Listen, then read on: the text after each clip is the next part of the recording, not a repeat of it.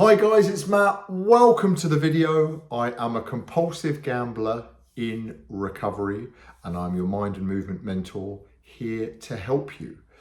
So a bit of a practical advice video today of a banana skin that you can potentially encounter with gambling and gambling addiction. And that is things like investing, which on the surface feels like it would be very different to reckless like casino gambling or sports betting or that kind of thing.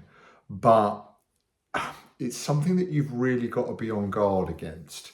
And I say this because I know 3 friends that are problem gamblers who I've met through gambling recovery communities that have relapsed or had issues around doing what on paper seems to make a lot of sense.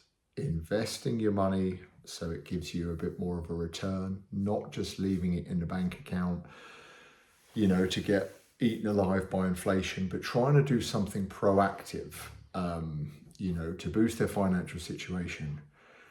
And they've kind of come unstuck. And it's just one of those things that I suppose there is no right or wrong, but you've got to be aware of how you work as a gambler.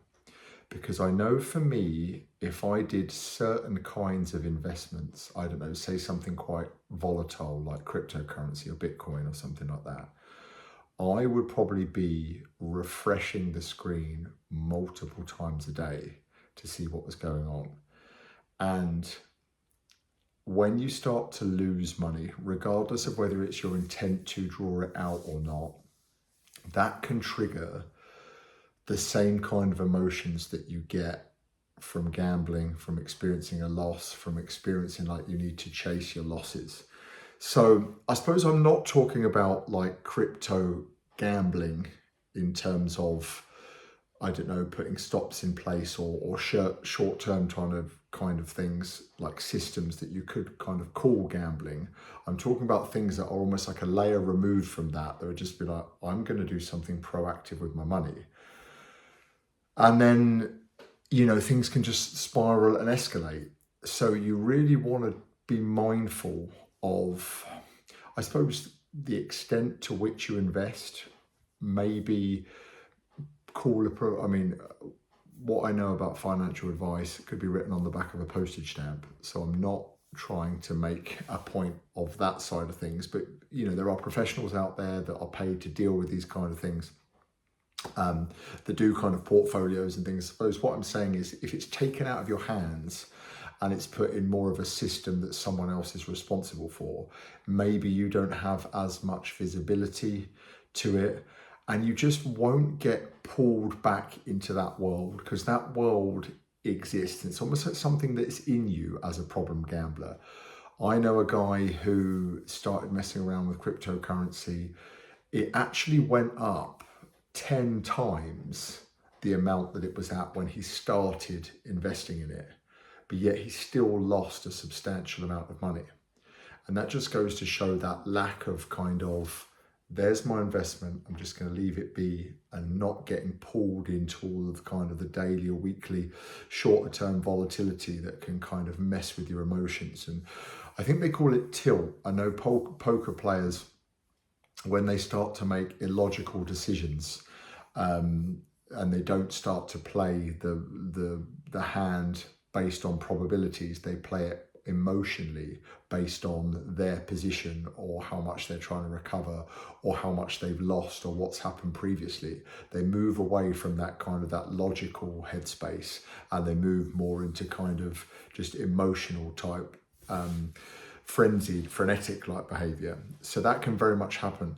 And so I've seen this happen with some friends, and I've also seen this happen as a gateway to relapse of, I don't want to say this, but it's almost like maybe you haven't dealt with the urges and the triggers, and by investing, you kind of masquerade as a safe, non-gambling like investment.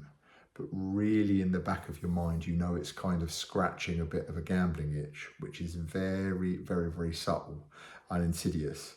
But then what's happening is then kind of you've almost got that permission of you're on the first rung of the ladder, and then it almost makes sense to try and do something to recover your position or get your money back, because you're not gambling and now you're starting, you're kind of already in it from what's happened with the investment. So it's such a cunning, powerful and baffling addiction, as I've said so many times before in these videos. So that's one kind of just practical tip I would give to think about, because it really can escalate very, very quickly. And like I said, it's one of those things that flies under the radars because on paper it makes sense to be proactive with your money, do something like that. But I suppose it's down to you to determine what your relationship is with investing. Like I say, for me, I would have to probably get a third party to do it for me, or think about things slightly differently. I just don't think I could open a Bitcoin account tomorrow with some spare cash, put it in and say, I think this is going to grow in a year, let's see what happens. I feel like that would just absorb a lot of my mental bandwidth very, very quickly. And I would really probably almost instantly default to old behaviours of thinking like a compulsive gambler, acting like a compulsive gambler. And then of course there's repercussions from that. We know kind of how that story ends. So not a no frills video in many ways, but a topic that I thought was worth kind of touching on. And I always say I make these videos for a younger version of myself to try and raise awareness of compulsive gambling that is on the rise and very concerning when you look at the stats. If you know someone that struggles with this kind of thing or is interested in this topic, please feel free to share the video with them. It helps me support the channel, and you can also support the channel by commenting. I respond to all of the comments, and by liking the video and subscribing to the channel, where I release new videos every single week. So thanks again for watching, and I'll see you in the next video very, very soon.